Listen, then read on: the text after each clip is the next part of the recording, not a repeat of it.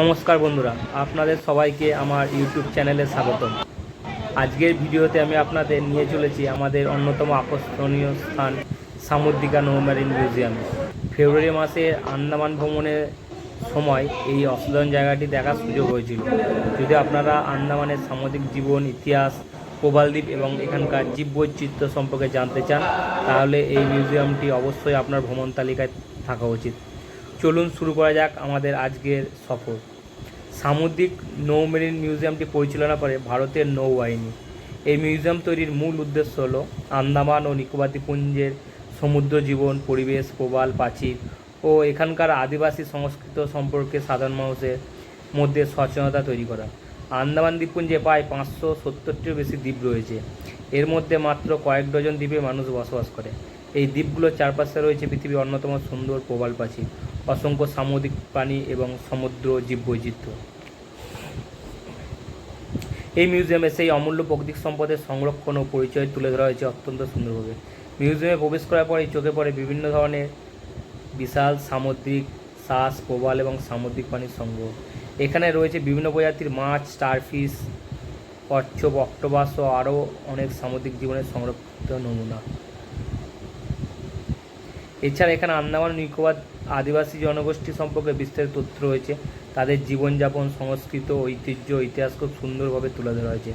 ভারতীয় নৌবাহিনীর ভূমিকা সম্পর্কে আলাদা গ্যালারি রয়েছে, কীভাবে তারা এই দ্বীপগুলো নিরাপত্তা, উদ্ধার কাজ ও সামুদ্রিক পরিবেশ সংরক্ষণ কাজ করে, সেটিও এখানে জানা যায়। সবচেয়ে ভালো লেগেছে মিউজিয়ামের তথ্য উপস্থাপনা পদ্ধতি। প্রত্যেকটি গ্যালারিতে সহজ ভাষায় তথ্য দেওয়া হয়েছে, ফলে ছোট বড় সবাই খুব সহজেই বুঝতে পারে। আপনারা যদি পরিবার নিয়ে আন্দামানে বেড়াতে যান, তাহলে এই মিউজিয়ামে শিশুদের জন্য অত্যন্ত শিক্ষণীয় একটি জায়গা। আমার ব্যক্তিগত অভিজ্ঞতায় সামুদ্রিক নৌমেরিন মিউজিয়াম শুধু একটি মিউজিয়াম নয়, এটি আন্দামানের প্রকৃত সমুদ্র এবং ইতিহাসকে কাছ থেকে জানার এক অসাধারণ মাধ্যম। এই যে যুদ্ধর প্লেনগুলো, হেলিকপ্টারগুলো আমরা দেখতে পাচ্ছি, এগুলো সমসাময়িক বা অতীতে ইউজ করা বিভিন্ন ফাইটার, হেলিকপ্টার, জেট, বিমান আমরা সমস্ত প্রদর্শনীর মাধ্যমে দেখা হয়েছে মডেল করে করে, এবং তার বিস্তারিত জিনিসগুলো নিচে ছবির মধ্যে লিখেও দেওয়া আছে যে এটা হিস্ট্রি সম্বন্ধে কী আছে।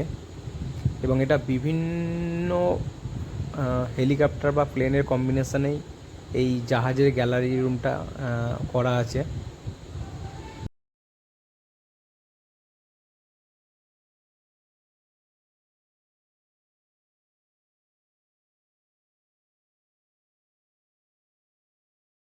এই যে পাখিটা আন্দামান উড পিজন, এটা আন্দামানের একটা বিশেষত্ব পাখি।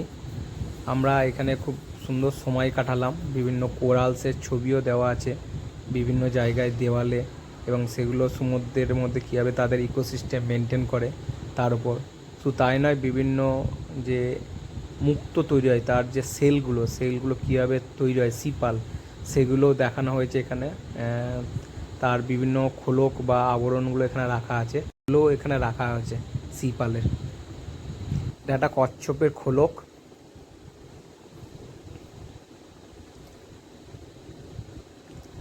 শামুকের বিভিন্ন প্রজাতিও এখানে রাখা আছে, ঝিনুক।